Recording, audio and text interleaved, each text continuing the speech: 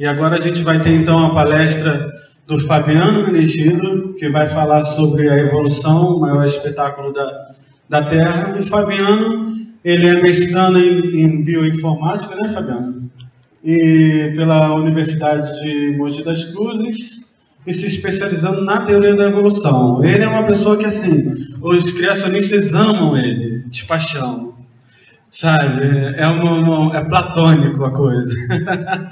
Então, eu já vou passar a palavra agora para o Bruno, que vai fazer ele, na verdade, Bruno, ele é do Diretório Acadêmico da Biologia, Charles Darwin, e também é membro do grupo de ateus aqui da universidade. Nesse momento ele vai estar representando o nosso grupo de ateus e quem vai estar representando o grupo de diretório. Se tiver algum interesse do diretório, que tiver vontade de falar e se posicionar como diretório, você pode falar, tá? O seu nome, mas ele vai apresentar todo mundo da mesa, tá? Então, gente, boa tarde. Vou começar a apresentação pela Adriele, a nossa representante feminina da mesa. A Adriele é estudante de biologia, faz parte do diretório acadêmico e estagia no LEP, né? Laboratório de Ecologia de Peixes. Põe do Hélio. Temos também o nosso professor Hélio Ricardo. Tem o do Hélio mas você fala dele. O professor Hélio trabalha com sistemática de anuros, não é, professor? Dá aula pra gente lá também na biologia, é aqui da casa.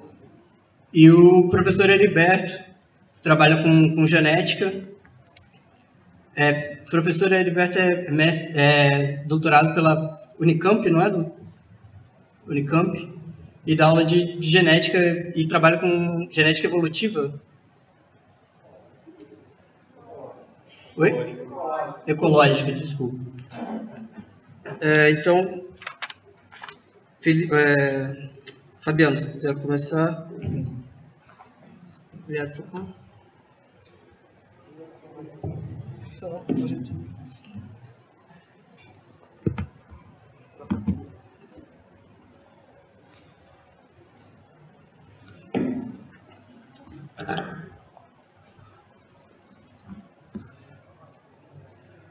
Então, boa tarde para todos. Primeiro, eu quero agradecer o convite para realizar essas duas palestras sobre evolução. É um tema extremamente importante, que eu gosto bastante. Então, para falar um pouco de mim, eu trabalho com biotecnologia, eu trabalho com bioinformática, trabalhando com expressão gênica, faço um trabalho de divulgação científica voltado para a área de evolução biológica e educação, no site chamado Evolution Academy, e estou bastante tempo nessa área. Então, a palestra, eu até roubei o nome do livro do Dawkins, que é um dos melhores livros hoje que fala sobre evolução, que é o maior espetáculo da Terra.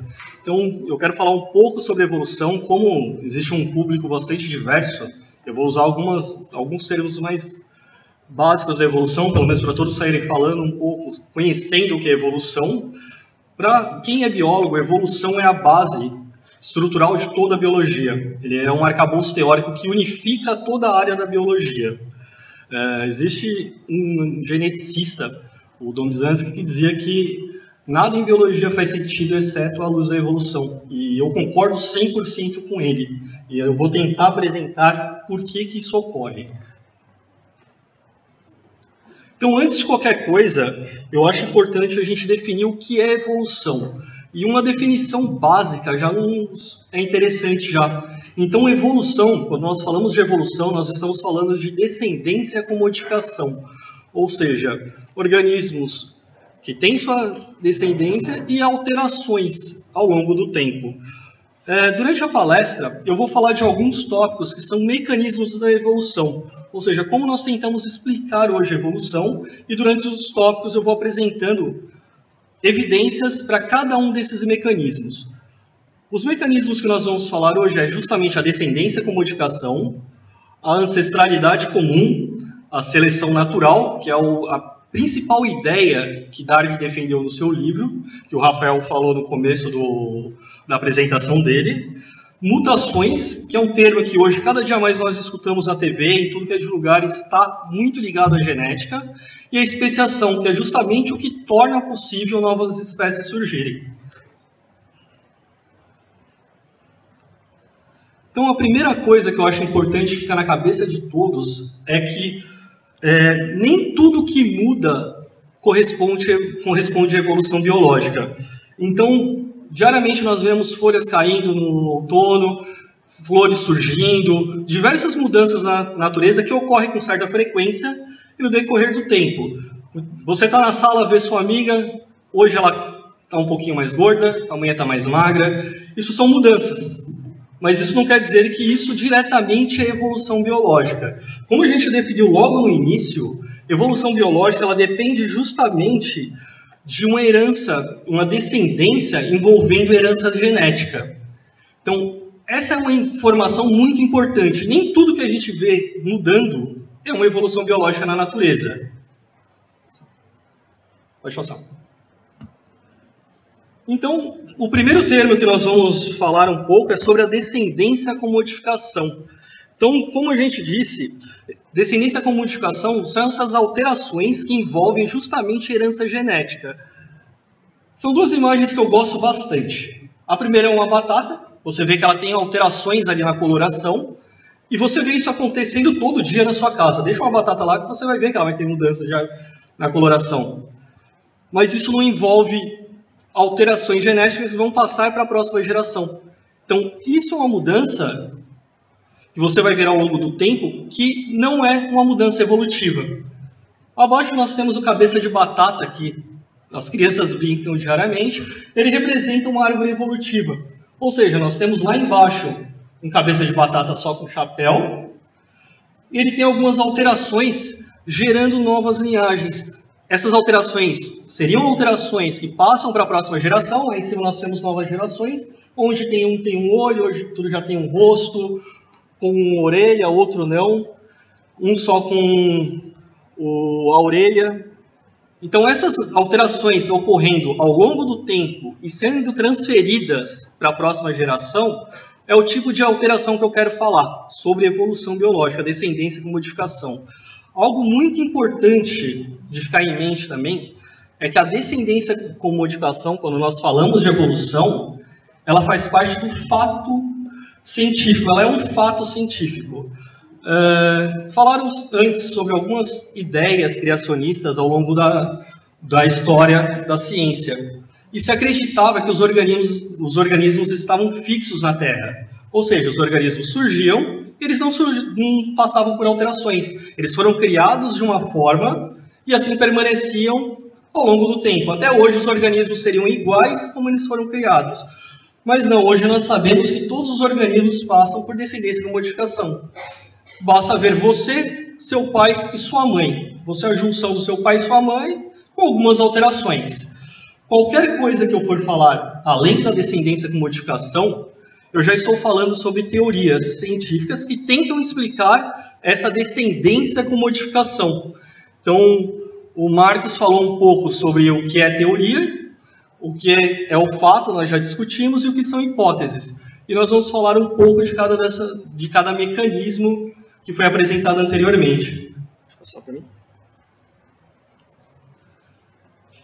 Então, a primeira ideia que nós vamos falar, que eu já tinha até falado na mesa, é da ancestralidade comum. O que diz exatamente a ancestralidade comum? Que toda a vida na Terra, ele tem uma descendência que pode ser elevada a um indivíduo em comum. Então, todos nós, todos os animais, todas as plantas, todos os organismos vivos seriam primos, formando uma bela árvore genealógica que nós vemos nossos parentes. Nós conseguimos puxar nossos avós, bisavós, tataravós, nossa família inteira numa mesma árvore. E a gente consegue fazer isso também quando nós tratamos da evolução biológica, até um ancestral comum em específico. Quando eu digo ancestral, existem duas correntes.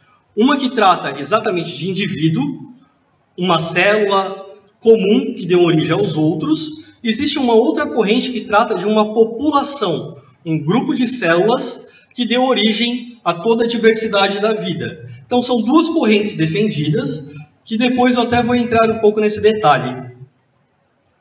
Uma forma da gente verificar a questão da ancestralidade comum, durante a palestra eu vou usar bastante dados um pouco mais recentes. Por quê? Nós aprendemos no ensino médio, todo mundo, sobre fósseis, que nós conseguiríamos comparar fósseis, anatomia, e hoje nós estamos na área, o quê? Na época da genômica, da proteômica, genômica estudando genes, proteômica estudando nossas proteínas. Então seria legal tratarmos de dados que nós conseguimos ler hoje na mídia. E esse texto do Richard Dawkins é bastante interessante porque ele é de um livro um pouco antigo, chamado O Rio que Saía do Éden, da parte chamada Toda a África e Sua Progênie. E o que ele fala nesse texto? 12 trocas de letras separam o citocromo humano do citocromo C dos cavalos, nossos primos muito distantes. Então, o que ele afirma? Nós temos o citocromo C, que é uma estrutura muito importante para todos os animais, e esses animais que ele apresenta a nós, humanos, e os cavalos, ele tem uma diferença entre eles de 12 trocas de letras. Quando eu falo trocas de letras, eu estou falando de aminoácidos, que são algumas informações genéticas que são, ao longo do tempo, que fazem parte do nosso corpo e passaram também por processos evolutivos. O que a gente, lendo esse livro, qualquer um que lê que não é da área da biologia, ou mesmo biólogos, deveriam pensar, será que Dawkins está falando a verdade? Será que essa afirmação do Dawkins faz sentido? E o que nós fizemos só para exemplificar para todos? Essas letrinhas, todas coloridas que nós temos aqui, são justamente representações dos nossos aminoácidos que compõem o citocromo C. Então, na parte superior nós temos o citocromo C humano, ok? Primeira parte ele vai até 60, são 60 primeiros aminoácidos que compõem essa proteína do citocromo C. Embaixo nós vamos até 105. Então, o que nós podemos afirmar? O citocromo C é composto por 105 aminoácidos. Embaixo nós temos lá, tá vendo? Ó, cavalo. Da mesma forma, ó, 60, 105. E o que nós fizemos para exemplificar e verificar se existe mesmo essa ancestralidade que o Dawkins afirma? Nós comparamos.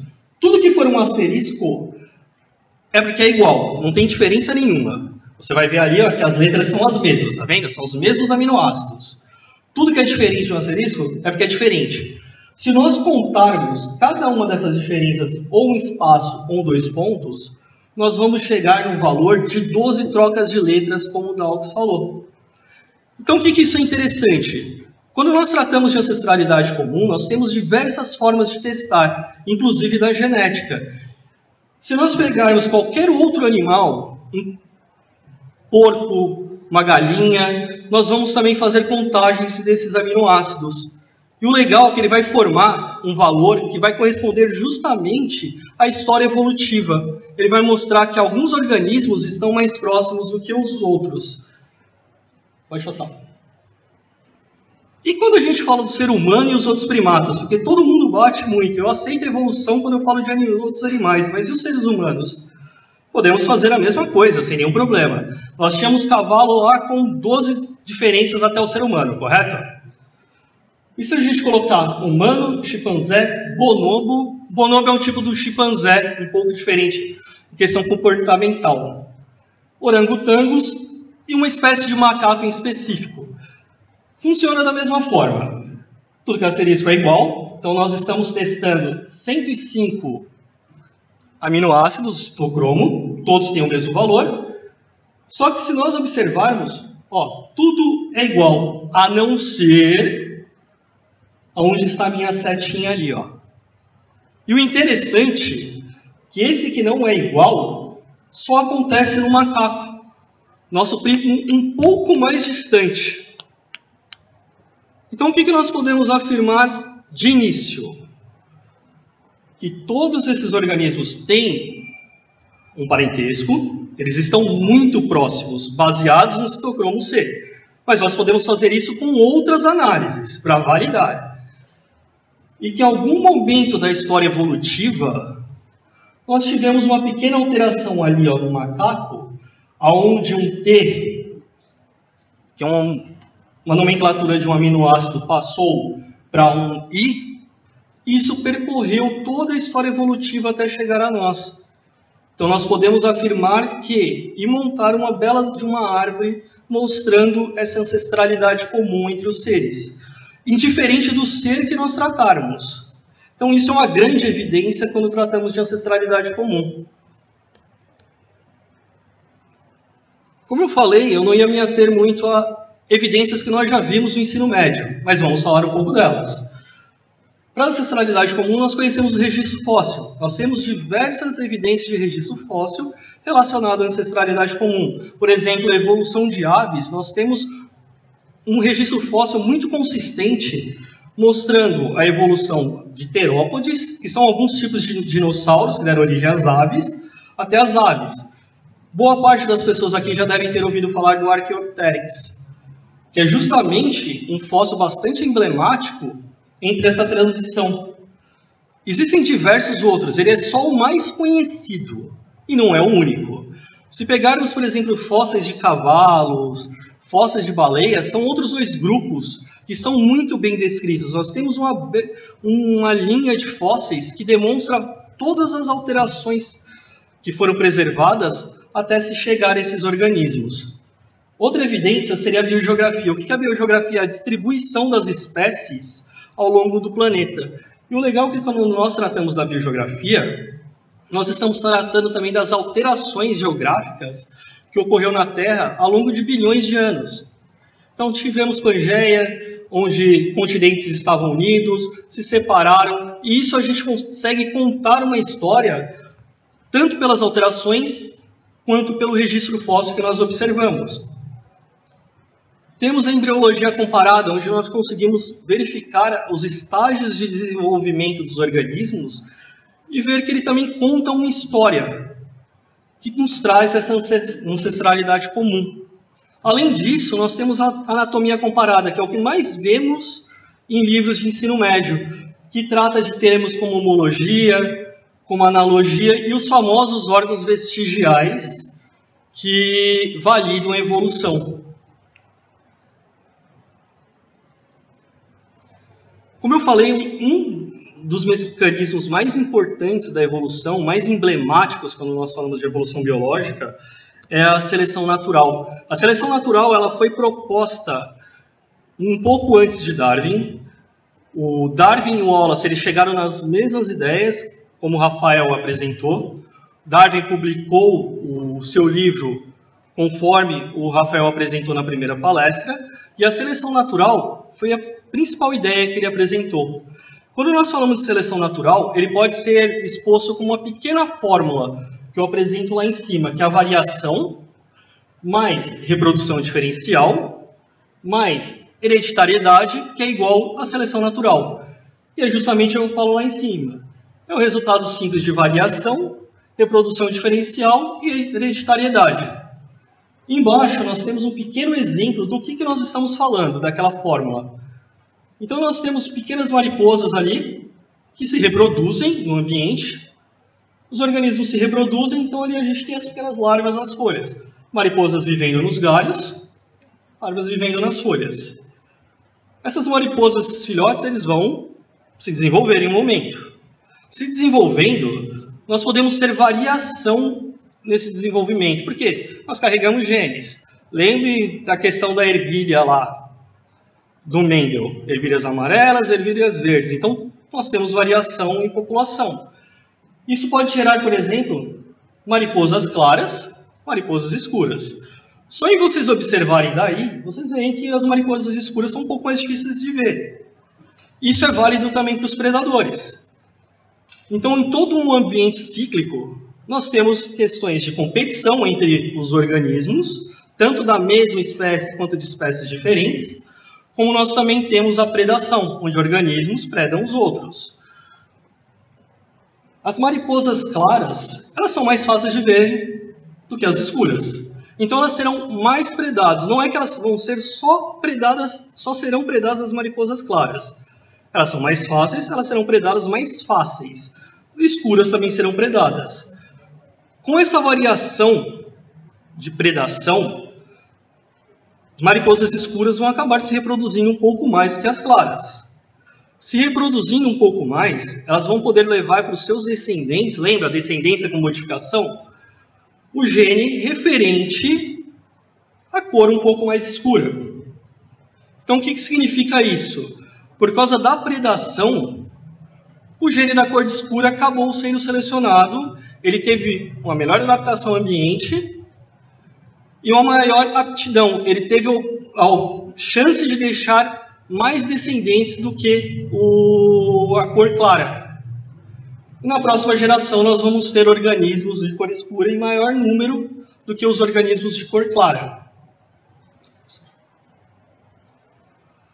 Quando falamos de seleção natural, algo muito difundido é que a seleção natural ela trata de sobrevivência do organismo mais forte.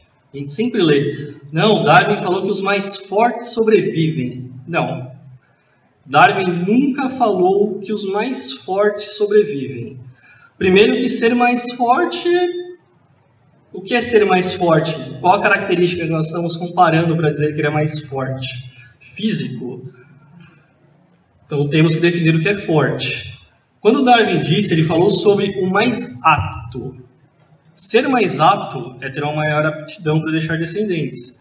Não quer dizer que o organismo mais forte sempre é o mais apto. Às vezes o mais fraco seria mais apto que o mais forte.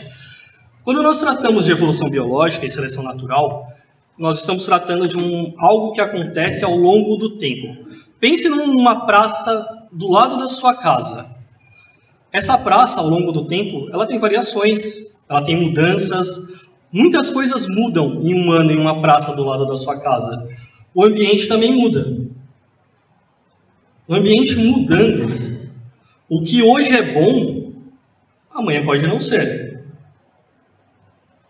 Então, quando nós tratamos do mais apto, nós estamos falando de algo temporal. Algo que pode mudar a qualquer momento da história da Terra.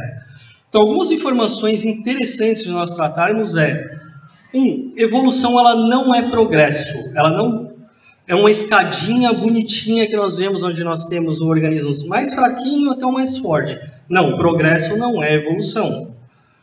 2. Evolução não é melhoria. Ela não tem a obrigação de trazer caracteres melhores. Nós vamos ver um pouquinho mais para frente isso. 3. Ela não tem direção. Ela não está pronta para trazer o ser humano para a Terra. Ela ocasionou o ser humano. Ela não tinha um foco do ser humano ser o topo evolutivo dos animais. Não, isso não existe, porque não existe progresso, não existe direção e nem melhoria. 4. Ela não tem meta, que está muito próximo dela não ter uma direção. O ser humano não é a meta da teoria evolutiva. E quando nós falamos de seleção natural, outra coisa que nós temos que lembrar ela não tem um objetivo, ela não quer transformar organismos em seres mais fortes. Ela acontece por variações ao longo do tempo no ambiente. Ela não produz perfeição também, afinal, se o tempo muda, o que é perfeito agora, daqui a pouco não é mais perfeito. Então, perfeição não existe quando nós estamos falando de evolução. E 3, ela não é guiada por nada até que se prove. Nós não temos nenhuma evidência que seleção natural é guiada. Nada foi testado até hoje que prove que seleção natural é guiada. Como eu falei, eu queria trazer um pouco mais falando sobre os seres humanos. Uma pergunta que surge é, a seleção natural atuou na evolução humana? Ou só atua nos organismos, nos outros organismos? Ela continua atuando? Um caso evolutivo interessante, quando nós falamos dos seres humanos, está ligado a um gene da nossa amilase, que é utilizada para a degradação de amido. Então, o que nós temos ali? Todos os mamíferos, ele tem esse gene. Ele tem o gene da amilase pancreática, que é produzido no pâncreas. Os seres humanos, durante a história evolutiva, ele sofreu uma duplicação. Ou seja, você tem o gene, que é onde expressa essa amilase. Ele foi lá e copiou todas essas bases de dados que nós vamos ver mais à frente um pouco mais sobre mutações. Eu vou voltar nesse tema. Então, ele copiou toda a sequência que gera essa amilase. Pensa assim, se eu tenho 2 genes para degradar amido, ele vai ter uma vantagem em cima de uma pessoa que só tem 1, ou não? Pelo menos uma vantagem ele vai ter. Quando tratamos de evolução, nós estamos tratando de população, populações. Então a população, ela acabou tendo essa duplicação. E o que aconteceu? A duplicação, ela acabou fornecendo uma vantagem seletiva para esses indivíduos. Eles começaram a degradar amido mais facilmente. Toda vez que nós temos uma alteração genética, o importante é, será que ela vai se fixar nessa população? E o que aconteceu? Ela se fixou. Lembra que da descendência com modificação, as cores passando mais para frente? Ela passou para a próxima geração. Então os organismos, eles tiveram essa alteração, esse gene duplicado foi selecionado e foi para a próxima geração. Em determinado momento, passa para mim. Nós tivemos um evento, que eu acreditei que você ia entrar, nós tivemos uma ação de um tipo de vírus, chamado de retrovírus. O retrovírus é um vírus que ele consegue copiar o material genético dele para o genoma do organismo que ele infecta. O que ele fez? Ele copiou o material genético dele para o nosso genoma. Quando ele copiou, lembra que eu falei que eles duplicaram? Então tinha 2 cópias de gene. E esse material ele entrou entre as 2 cópias de gene.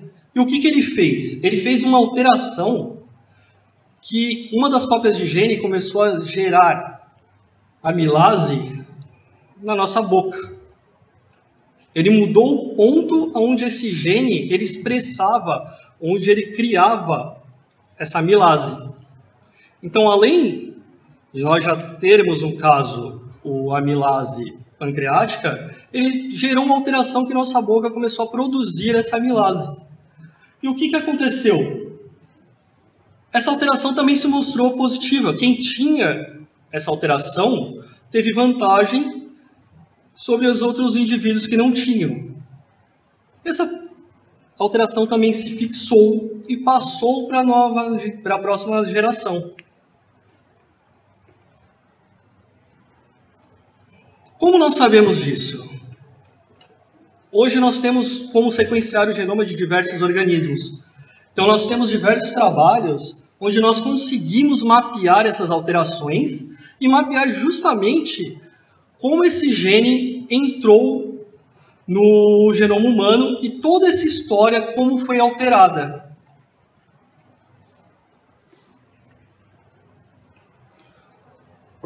Outro tema interessante que nós já falamos um pouco, mas é sempre importante falar sobre a evolução, são mutações. Todo dia no jornal nós escutamos falar sobre mutações, quando ouvimos falar de doenças, nós ouvimos falar de mutações, mas o que seria uma mutação? Uma mutação são alterações no DNA de qualquer organismo, vivente ou não vivente. Então, são mudanças diretamente no DNA. Quando falamos de mutações, elas podem ser tanto positivas, quanto negativas, quanto neutras. Ou seja, positivas trazem vantagens, negativas geralmente trazem desvantagens, e neutras elas não ocasionam nenhum problema visível, não faz nenhuma diferença inicialmente para o indivíduo. Só que mutações neutras, elas podem perdurar durante gerações, e ela também vai sofrendo mutações. Elas podem gerar tanto novas mutações positivas ou neutras. Mutações, elas são justamente o que gera variabilidade para a nossa seleção natural atuar. Então, a seleção natural, ela não gera novidade em nenhum momento. Ela seleciona baseado nessa variação. E quando nós falamos de mutações, existem diversos tipos de mutações. E ali nós temos alguns exemplos de palavras, onde eu vou usar como exemplo de mutação.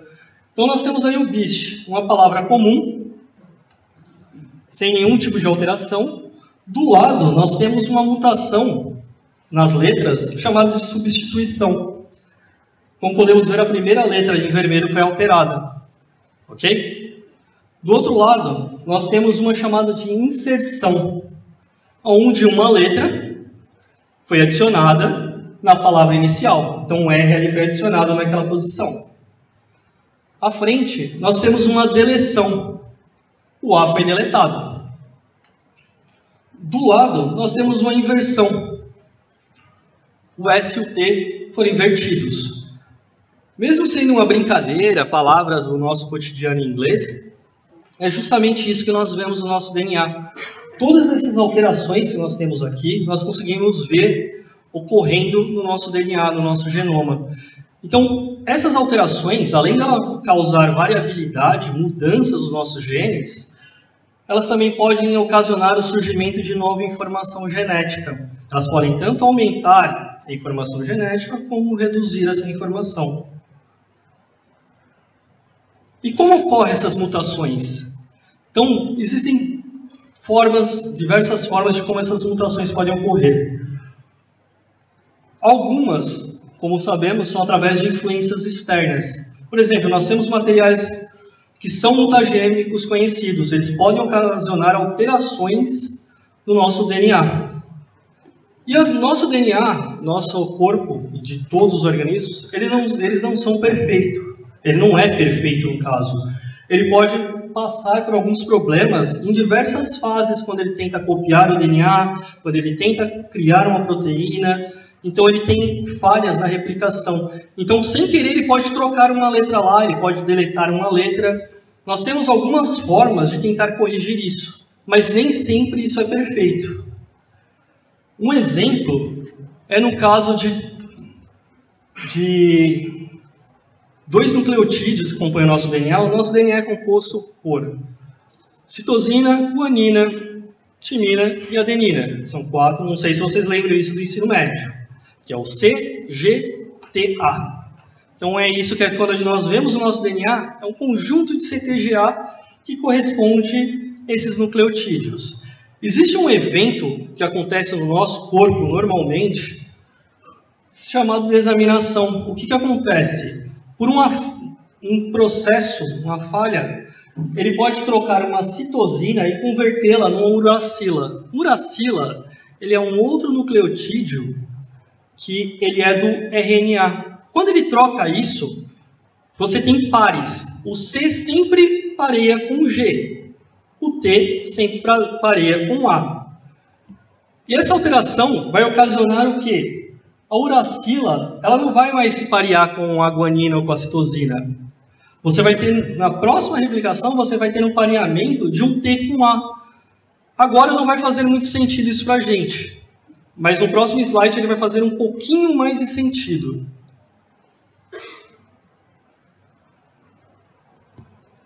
Vocês já ouviram falar da anemia falciforme? Anemia falciforme é uma doença ocasionada no ser humano, onde nós temos uma hemácia de uma forma falciforme, naquele formato de lua ali.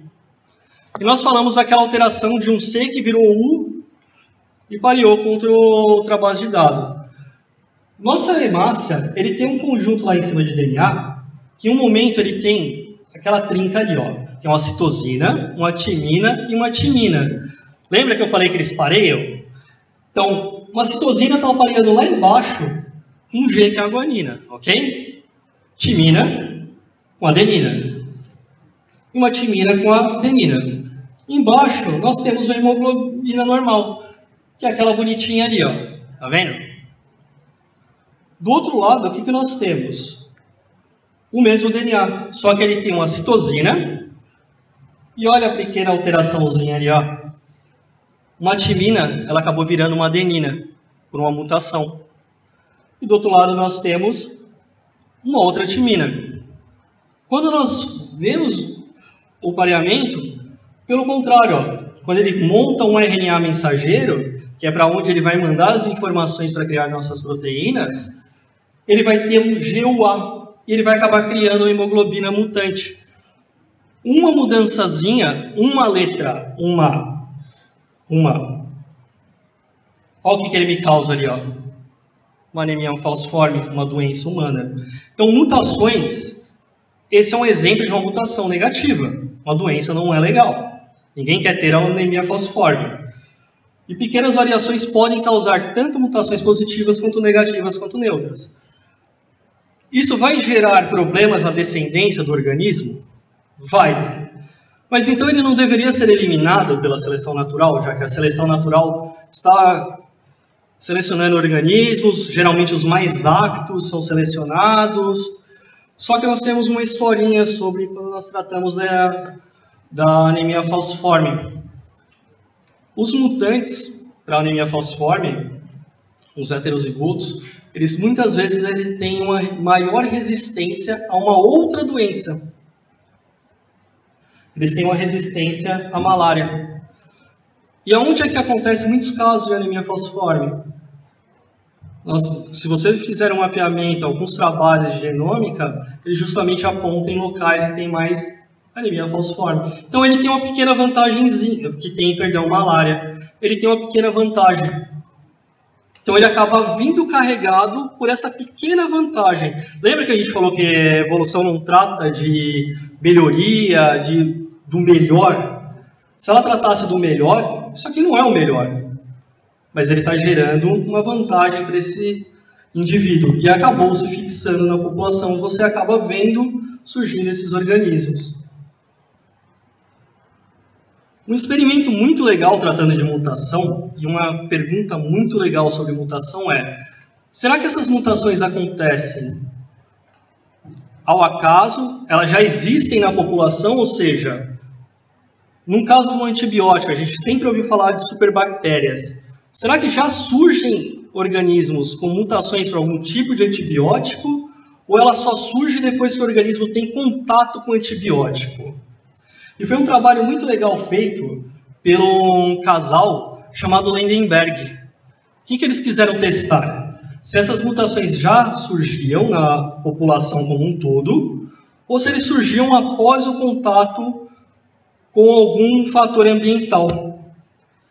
O que eles fizeram? Eles montaram uma placa com algumas bactérias, deixaram a placa crescer, depois eles clonaram essa placa. O que é clonar? Você pegar a população, fazer uma cópia igualzinha, essa população ela cresceu, formou colônias de bactérias. O que são colônias? São geralmente pontos de bactérias separados na placa. E depois ele copiou essa placa em um meio com um antibiótico que todo mundo conhece, que é a penicilina. E o que ele queria ver? Qual ia ser a reação dessas bactérias a esse antibiótico? O que aconteceu? Lá no desenho, você tem um X e um Y, em verde. Duas populações dessas bactérias, elas sobreviveram esse contato inicial com o antibiótico. Então, legal, essas populações elas tinham uma resistência à penicilina. Ele perguntou, será que elas criaram essa resistência depois que eles tiveram contato com a penicilina ou isso já tinha na população? Como ele clonou lá em cima, ó, ele tem a placa original. O que ele falou? Então vamos ver como isso aconteceu. E se eu jogar penicilina nessa população inicial? Ela nunca teve contato? Ela não cresceu nesse meio? Se surgiu essa alteração depois do contato, todo mundo vai morrer. Agora, se eles já tinham essa característica, alguém vai sobreviver aí. E o que ele fez? Jogou a penicilina e justamente o que aconteceu? As mesmas populações sobreviveram. Ou seja, nós temos variações nas populações, nós temos mutações, e elas ocorrem na população a todo momento. Então, nós já tínhamos indivíduos na população que tinham, mesmo sem ter contato a esse antibiótico, já tinham uma resistência. Teve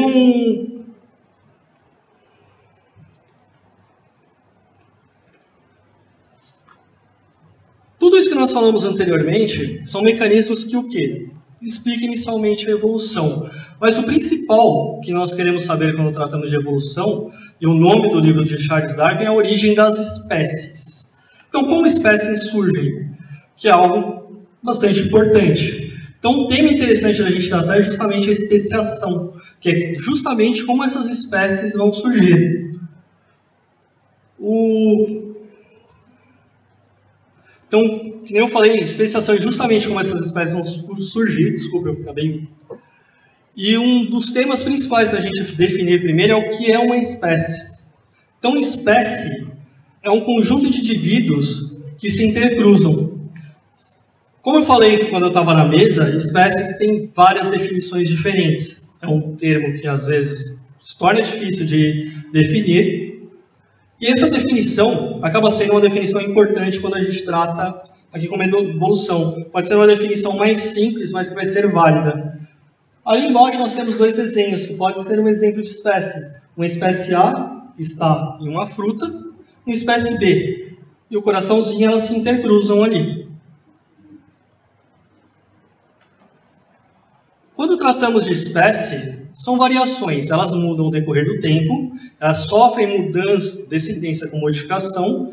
E dois termos interessantes quando tratamos de espécie é a anagênese, que é uma forma de surgimento de espécies através de modificações de uma população original sem uma barreira. O que seria uma barreira? Qualquer coisa que não permita duas espécies terem contato uma com a outra. Por exemplo, uma ilha, uma montanha, o que for é uma barreira geográfica. E esse tipo de alteração, ela ocorre por mutações, a seleção natural que nós falamos anteriormente, e recombinação genética. Qual que é uma das formas mais conhecidas de recombinação genética? Sexo. Indivíduo A tem contato sexual com o indivíduo B, gametas vão se juntar, metade você tem uma recombinação de dois indivíduos. Se nós olharmos lá em cima na imagem, o que nós vemos? Um smiley verde, que é um ancestral comum, ele vai sofrendo alterações ao longo do tempo, até gerar uma espécie atual, um smiley laranja. Outra ideia evolutiva sobre especiação seria justamente a cladogênese, que é a separação diferente da outra por bloqueio de troca de genes. Então aqui em cima nós temos um exemplo com os smileys. Nós temos uma espécie ancestral que se subdividiu, pode ter sido por uma barreira geográfica, nós vamos falar um pouco mais à frente dessa barreira, gerando uma espécie A e uma espécie B. Então, quando nós falamos de especiação, ali tem uma imagenzinha que explica de uma forma bem simples. Então, vamos pensar numa população de moscas da fruta, aquelas mosquinhas que ficam em cima da banana, da casa de todo mundo, que existe em uma região no continente. Então, essas moscas da fruta, elas têm ali sua área de alimentação bonitinha, eles reproduzem em si, é uma espécie. Por algum motivo, um tornado, qualquer tipo de evento, essas moscas podem ter caído no oceano e parar numa ilha. Então aqui nós temos o quê? Uma barreira geográfica. Com essa alteração, essa nova população na ilha, ela vai começar a sofrer algumas pressões diferentes. Ou seja, o clima da ilha pode ser diferente, a alimentação pode ser diferente, várias coisas podem ser diferentes. Ela vai começar a alterar diversas características da população A. Então, ao longo do tempo, ela vai sofrer mutações, vão ser selecionadas de formas diferentes e vão ter predileções diferentes. Imagine que em algum momento acontece um novo tornado, por exemplo, que devolve essa população para a ilha inicial. Com todas essas alterações, possivelmente pode ocorrer que essas moscas tenham gerado comportamentos sexuais diferentes e não consigam mais cruzar entre si. A partir do momento que essas moscas não conseguem mais cruzar entre si, nós poderemos ter uma ideia de uma nova espécie surgindo. Elas poderiam viver normalmente num ambiente com essa alteração. Será que o ser humano passou também por especiação? Então, a genética também nos traz algumas informações sobre especiações humanas. Aqui nós temos, por exemplo, diversas espécies conhecidas do ser humano. Então, hoje nós temos certeza que tivemos diversas espécies, ou subespécies, Neandertal, Australopithecus, todos são conhecidas hoje. Conhecemos por fósseis e hoje a genética também valida essa nossa informação. Pode passar. Então, o que nós poderemos fazer para validar essa informação? Uma análise de genética, por exemplo, hoje é uma forma muito fácil de validar esse tipo de informação. Você comparando informações genéticas, você consegue verificar que espécies muito próximas têm uma semelhança muito grande. E com análises, por exemplo, de DNA, nós conseguimos pontuar aonde essas alterações ocorreram. Então, nós conseguimos validar essas alterações. Aqui, por exemplo, se nós compararmos o nosso DNA do ser humano com uma subespécie que a gente conhece e ouve falar bastante, do Neandertal, nós conseguimos ver que o quê? De identidade, lembra que eu falei do CA-TG? Identidade dessas letras, nós temos no mínimo 99% de identidade, ou seja, demonstra que nós estamos muito próximos dele. Se nós temos bilhões de letrinhas CTGA, nós temos uma identidade tão grande, uma semelhança tão grande, que chega a 99%.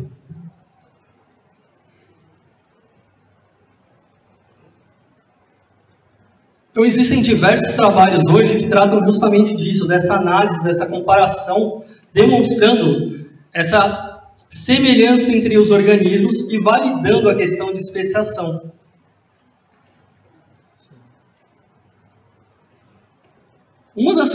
Depois a gente vai falar um pouco mais de falácias, mas uma das falácias bastante conhecidas que a gente usa, que isso ouve, é que se realmente nós somos 99% semelhantes dos que os chimpanzés.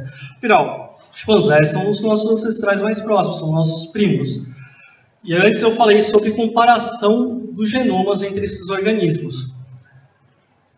Então ali nós temos, que eu já tinha falado, nossos nucleotídeos, ó. TGA, TGA. E o que seria essa comparação? Nós temos ali uma sequência de nucleotídeos. E nós vamos comparando um a um. Cada estrela é uma diferença. Então nós vamos comparar todos e tirar uma média de quanto é diferente. Os criacionistas costumam dizer bastante, não, nós não temos nenhuma semelhança com o chimpanzé. 99% é muita coisa. Só que o interessante é, se realmente comparamos o nosso genoma da forma correta, o que nós conseguimos ver? Uma identidade geral total dos genes, dos nucleotídeos, nós temos sim uma semelhança de 95%, enquanto se nós compararmos os seres humanos com os ratos, nós temos uma semelhança de 28%. Se nós compararmos as bases nucleares alinhadas do chimpanzé com o homem, são 97% de semelhança. Com o rato, são só 40%. A identidade, que é o que nós falamos quando nós falamos, nós temos 99% de semelhança. 99%. Com o camundongo, 69%. Identidade entre genes, então só as regiões que têm genes, 99%. Com o camundongo, 85%. Então, o que é interessante? Nós temos várias análises que nós podemos fazer para verificar justamente essa questão de ancestralidade evolutiva, o quanto nós estamos próximos dos outros organismos. Quando nós observamos essas informações da forma correta, nós validamos sim. Estranho seria, se eu olhasse aquela tabela ali atrás, eu encontrasse qualquer alinhamento entre o homem e um rato maior do que o homem e o chimpanzé. Isso invalidaria 100% a evolução. Isso não ocorre. Que nem nós vimos lá no começo a questão do citocromo, que eram 12 diferenças só de letra, nós temos uma mesma equiparação aqui. Ele segue sempre a mesma lógica. Então, nós sempre vemos uma equiparidade indiferente da forma que nós analisamos.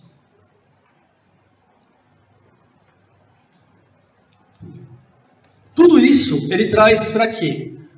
A evolução biológica. Então, nós temos alterações pela evolução biológica do quê? De organismos ao longo do tempo, em bilhões de anos. E dois termos interessantes que o Marco já tratou, que eu não sabia que ele ia tratar, senão nem tinha colocado, seria a micro e a macroevolução. O que seria a microevolução? São pequenas mudanças ao longo do tempo que ocorrem na frequência gênica de uma população. Ele acontece dentro da espécie, não fora da espécie. Então você vê pequenas mudanças ocorrendo dentro daquela determinada espécie. Já a macroevolução, elas são alterações que acontecem fora desse nível de espécie, para cima. Família, gênero. Uma forma legal da gente pensar nisso seria essa imagem. Vamos pensar assim, ó. A cor verde é uma espécie, ok? Eu faço uma aposta com vocês, se eu chamar qualquer um e me falar aonde o verde deixa de ser verde e começa a ser amarelo, se eu chamar 10 pessoas, cada um vai me apresentar um momento diferente. Então, tudo que está dentro do verde é a nossa espécie. Tudo que alterou ali, ó, entre as tonalidades de verde, são processos microevolutivos acontecendo. São pequenas mudanças, mas o organismo continua no verde ali. Quando você muda a base de cor, você passa para o amarelo, você já está saindo da cor verde para o amarelo. Mas essa alteração é tão difícil de você perceber que você não consegue separar o que é um processo de mudança de cor microevolutiva para macroevolutiva. E é isso que a evolução acontece. As alterações que nós vemos na evolução são alterações lentas e graduais. Então os organismos vão mudando ao decorrer do tempo. Você tem várias alterações. A diferença é que quando nós olhamos os fósseis, nós não temos todos os fósseis representados no estrato geológico. Então nós vemos algumas representações de fósseis. Com essas representações parece que existem alguns buracos, mas não. Se nós tivéssemos todos os fósseis, o que nós teríamos? Essa alteração lenta e gradual, onde você não consegue apontar aonde uma espécie deixa de ser uma para ser a segunda. Evidências de macroevolução nós temos várias. Recentemente saiu esse trabalho, que resolve uma questão da época de Darwin, que trata de animais que existiram aqui na América do Sul, e trata justamente de mudanças macroevolutivas, demonstrando que esses animais estão próximos dos cavalos. Nós temos evidências, até com vírus, paleovírus, onde nós conseguimos ver, olha lá embaixo, ó, as alterações ao longo do tempo relacionadas a vírus. Lembra que eu falei dos retrovírus que conseguiam se inserir no nosso genoma? Eles também nos auxiliam em mudanças macroevolutivas. Outras análises, como a construção, nós temos uma bela referência hoje, genômica, genética, falando sobre a evolução dos insetos. Tudo isso nós não dependemos só do fóssil, que é uma crítica bastante famosa dos criacionistas. Olha, vocês olham os fósseis e vocês contam a história que vocês querem. Não, não é assim não. Nós conseguimos evidenciar hoje, graças à genética, as informações.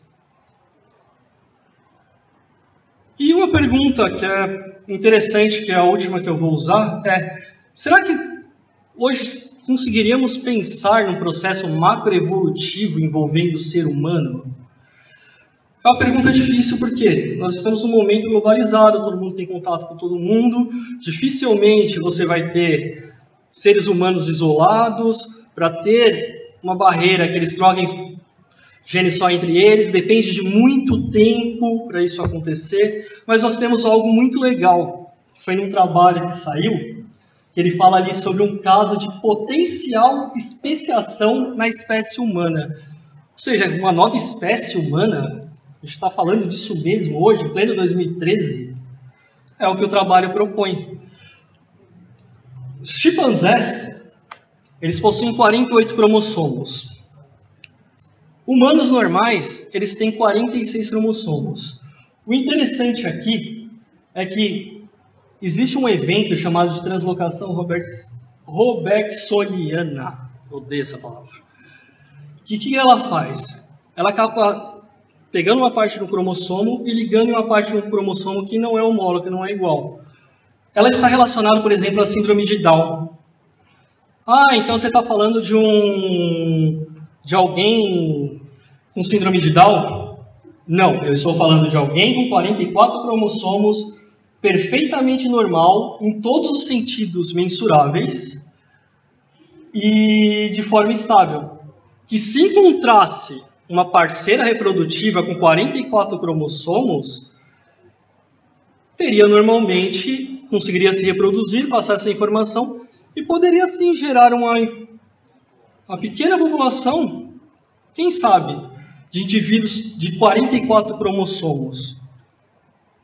é uma proposta desse trabalho. Quem sabe não teríamos, sim, uma especiação. E, só para finalizar, foi um pouco corrido, dúvidas? Estou à disposição e obrigado pela atenção de todo mundo.